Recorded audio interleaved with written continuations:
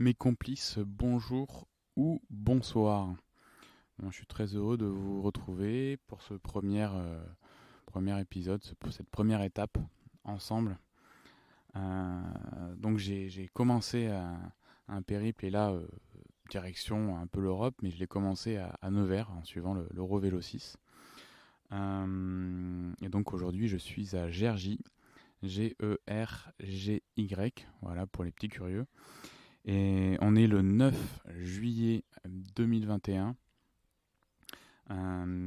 Et bon je suis au bord de Saône. Je viens de manger le micro là. Je sais pas si vous avez entendu, mais voilà. Donc dans l'étape d'aujourd'hui, de quoi on va parler?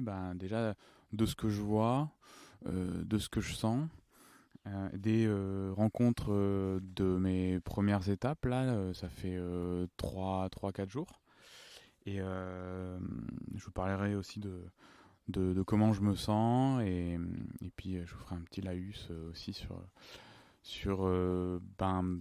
toute ce que je peux voir quand je quitte Paris par exemple. Le trajet, le trajet en train. Donc on va commencer par ce que je vois. Qu'est-ce que je vois là il est 11 heures, hein, et donc je vois la Saône. Là, je suis sur les rives. Là, c'est une voie verte qui longe en fait la Saône jusqu'à plus tard rattraper le Doubs pour aller pour longer le Jura. Et un petit courant. Je suis sur une table de pique-nique sur une aire qui est plutôt plane et elle est bordée d'une route de l'autre côté, une petite route, une départementale. Il y a des gens qui sont positionnés en camping-car. Et il y a une autre voiture, un genre de kangou là, de personnes qui sont allées sûrement se balader. On est plutôt avec de la pelouse, un arbre. Je suis pas le meilleur pour dire ce que c'est. Peut-être que je vais me faire un petit peu, je vais me documenter à partir de là pour être un peu plus descriptif et meilleur dans cet exercice-là. Il y a pas mal d'oiseaux qui chantent dans les arbres à ma droite. Et, euh, et de l'autre côté de la rive gauche, on a le même tableau, c'est très vert. On a des arbres qui tombent un petit peu dans l'eau. Je sais pas si la Saône est plus haute que d'habitude, mais c'est c'est un très beau paysage. Pour l'instant, c'était une très belle étape. Moi, ça me fait beaucoup plaisir, enfin, ça me fait très plaisir plutôt, bah, de voir tout ce vert et d'être aussi dans un silence autre que sur un chemin de halage. Le chemin de halage qui sont ces chemins qu'il y a autour le long des canaux. Euh, alors, bon, je me suis fait des plans, hein, faut pas se cacher, hein. Moi, je vous ai dit ce que j'entendais. J'entends j'entends les oiseaux. Ça doit être des moineaux, ça doit être un peu la saison des moineaux. J'en ai vu pas mal sur la route euh, qui, qui, qui sont là en bande organisée là, et qui font du bruit. Ah, j'entends un bruit de bateau, de péniche. Donc ça, c'est une dernière péniche. Ouais, c'est des nouvelles, elles sont pas vieilles ça. Et les péniches, c'est sympa parce que c'est quand tu longes le canal, il y en a pas mal qui voguent et les barreurs ou les gens qui sont dessus font des signes en fait et c'est toujours très plaisant de créer cette connexion. J'entends aussi parfois des voitures qui passent derrière moi et, et aussi on entend un peu le silence. Bonjour. On entend aussi le silence. Et ça, c'est quelque chose qu'on ne dit pas assez, mais je trouve que c'est ce silence-là, eh bien, il a des vibrations. Il a des vibrations et on est toujours heureux de retomber dedans. Et après, c'est cool quand on, quand on entend un simple bonjour, par exemple. Euh, eh bien, on va passer aux rencontres. Euh, je me suis arrêté je suis arrivé à Nevers en train. Et ma première étape m'a amené à Bourbon-Lancy. Et donc je suis arrivé dans un camping. Il y avait un grand espace pour mettre les tentes et il y avait un jeune là, mais je sais pas, il devait peut-être avoir le même âge que moi ou un peu plus jeune, mais il travaillait dans une usine qui faisait les moteurs de semi-remorques, tu sais, les cabines là. Et c'est assez. Et c'est moi, ça m'impressionne toujours parce que c'est des boulots où j'ai jamais eu l'occasion de parler avec quelqu'un qui était à l'usine, voilà, dans ses hangars et d'autres trucs, quoi. Et donc, je pose souvent des questions.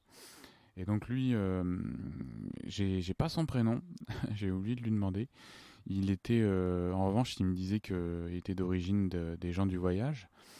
Que lui, par exemple, il s'était sédentarisé et il avait une femme, un enfant, et là, il était au camping dans sa tente parce qu'il avait plus de voiture. Alors je lui ai pas demandé la raison de pourquoi il avait plus de voiture, mais il pouvait y aller à pied à son taf. Et donc il m'a raconté que dans ces usines-là, il fait super chaud, il y a pas mal de bruit, et que lui, il bossait par exemple de 4 heures du mat à 13 heures par exemple. Et bon, voilà, c'est les 3-8. Bon, j'ai sans doute dû dire une complète bêtise au niveau des horaires, hein. Mais c'est un gars qui parlait beaucoup et c'était assez intéressant. Il me disait qu'il avait quand même acheté une caravane ou un camping-car qu'il avait dans le jardin. Et voilà, c'est ça, c'est aussi ses attaches à ses origines. Et je trouve ça assez intéressant, fascinant.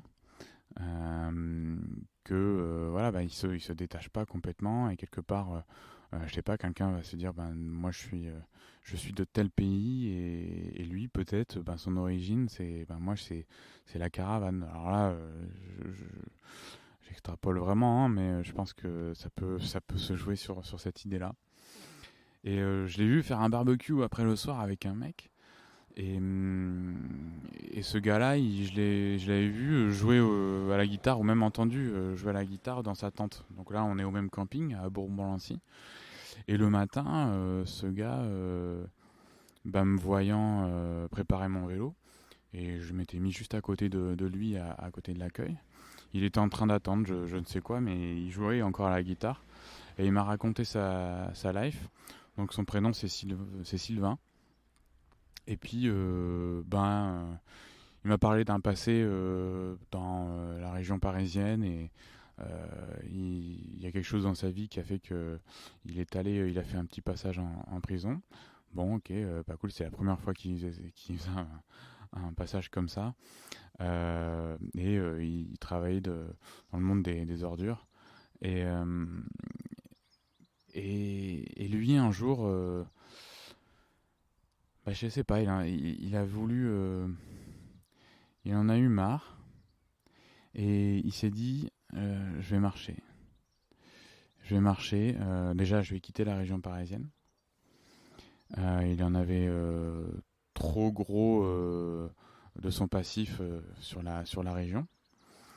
Et il s'est dit je vais marcher. Et donc là, quand je l'ai croisé, il faisait le tour du Morvan. Sacré belle randonnée. Le Morvan, c'est magnifique. Et parce que le Morvan était juste juste au-dessus de Bourbon-Lancy. Et donc il s'est dit je vais marcher. Il a fait pas mal de marches, le chemin de Stevenson, enfin des beaux périples quoi. Et, et bon il a trouvé pas mal de réponses et de se dire euh, il a gagné de la tranquillité en fait d'esprit. Je pense que il a un peu nettoyé ou gommé certains aspects négatifs de sa vie, et pour arriver comment dire, quelque chose, un- à être plus sage, on va dire.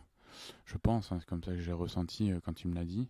Et aujourd'hui, il vit en Bretagne, il est bien, et je crois il est vraiment apaisé. Et il ramène sa guitare, la canne à pêche. Ça lui fait un gros sac à dos, mais c'est une petite guitare. Et il joue et ça lui fait du bien apparemment. Il avait travaillé.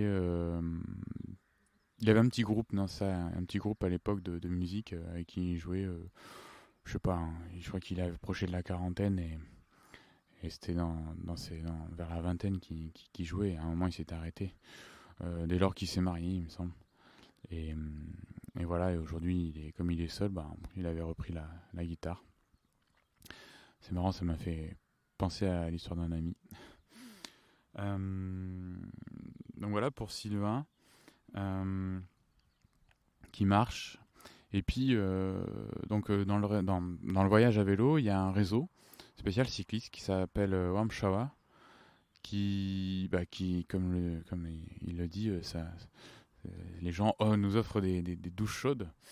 Et donc après, on rencontre les personnes dans leur vie, dans leur milieu, et on passe vraiment par différents univers. C'est ça qui est incroyable. Et c'est à chaque fois des gens qui ont voyagé, hein, ou pas forcément, bah, comme l'exemple de Barbara et Jessie, qui m'ont accueilli.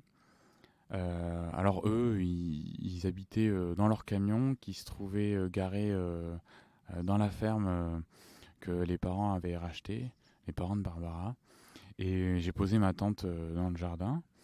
Et elle, Barbara, était devenue à, à planter et à cultiver des herbes médicinales, donc des plantes médicinales. Et donc voilà, on était vraiment assez à la route. Ils avaient toilettes sèches et pas de douche. Alors sûrement qu'ils allaient chez les parents ou je ne sais quoi. Mais moi, ben, le soir, c'était en mode comme si j'étais en bivouac, quoi. Mais bon, Jessie était un gars super doux, super très apaisé, euh, et ils avaient un enfant, donc qui avait 4 mois, quoi.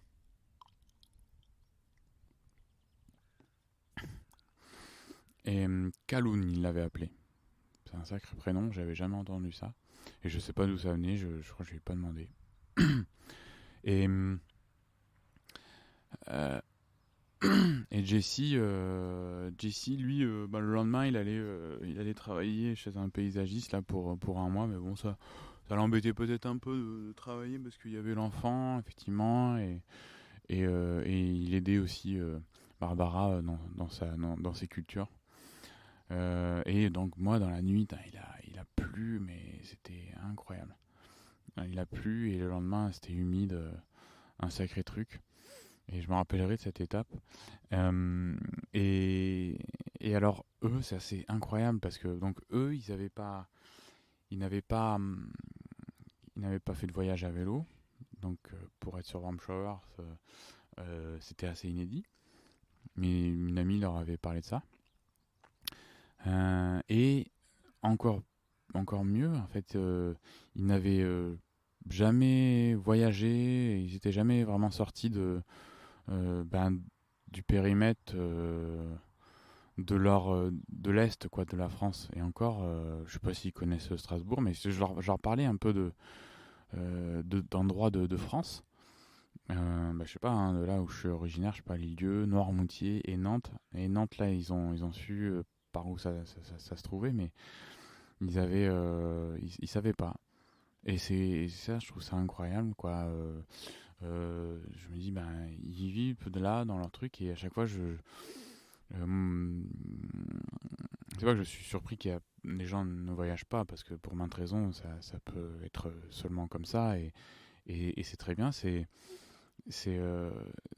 que pour moi, ça peut être une évidence de connaître la géographie de la France quand on a 25 ans passés ou proche de la trentaine. Et puis, ben, parfois, on est surpris. Et je trouve ça assez intéressant. Donc voilà, le lendemain, je suis ressorti, je suis parti de chez eux et j'ai roulé sous la pluie. C'était assez incroyable et un sacré truc. Et sur la route, je suis parti de. C'était à Saint-Vallier, Barbara et Jessie. Euh, donc sur la route, après, j'ai re-rencontré des gens que j'avais. Deux jeunes là que j'avais pas mal dépassés sur l'étape de la veille. Et sur le chemin de Chagny, là, donc, qui est au-dessus de Chalon-sur-Saône, et ben, j'ai rencontré ces deux jeunes. Et je me suis dit, bah là, j'en ai un peu de pluie, on va, on va discuter. Et donc là, euh, je leur ai demandé, bah, comment vous appelez les gars c'était Simon et Com. Bon, Com, il parlait pas trop, mais il était tranquille et je pense qu'il était concentré dans son pédalage. Et, euh, et, euh, et alors, j'ai pas mal discuté avec Simon. Alors, c'est marrant parce que Simon était de Sèvres. Et eux, ils venaient d'avoir leur bac. Et ils partaient jusqu'à Zurich. Ils étaient partis peut-être il y a une semaine déjà maintenant. Et donc, ils faisaient leur périple à deux, un peu pour clôturer cette partie de leur vie et de leurs études.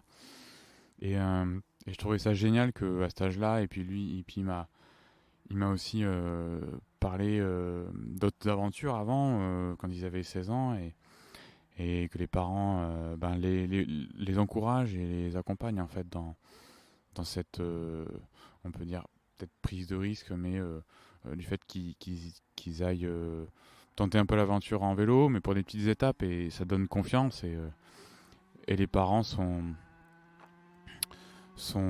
vraiment smooth comme ça. Bon, il y a un garçon avec une grosse moto.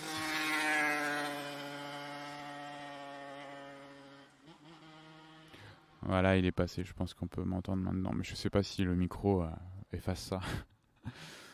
Des petites routes de campagne. Il y a beaucoup de motos comme ça là, avec ce bruit-là, et de scouts euh, dans, dans, dans ces régions-là et tout. Enfin, je sais pas si c'est un raccourci. Mais ouais, donc c'était une très bonne rencontre, Simon et Com. On s'est suivis pendant 50 km. Et on a mangé ensemble, c'était plutôt cool. J'ai inauguré mon Jetboil, c'est un genre de réchaud qui fait bouillir l'eau assez vite. Donc on a passé un très bon moment et après je les ai quittés à l'approche de Chagny et j'ai fait sécher la tente. J'ai lu, j'ai écrit, j'ai préparé aussi quelques petits textes pour le podcast. Voilà. Et, euh, et donc ouais, le petit laïus que je voulais faire, c'est c'est toute cette sensation qui englobe quand on englobe le départ en fait. C'est on, on- je, je me mets dans le train donc en gare de Bercy. Je mets le vélo, je pose les sacoches et là je m'assieds sur ma banquette, sur mon siège dans le train et commence à défiler le paysage et cette sensation de se dire ben c'est bon, là je pars. Euh, une sensation d'intouchable dans de se dire ben là il peut rien m'arriver ou alors je ne peux plus revenir en arrière.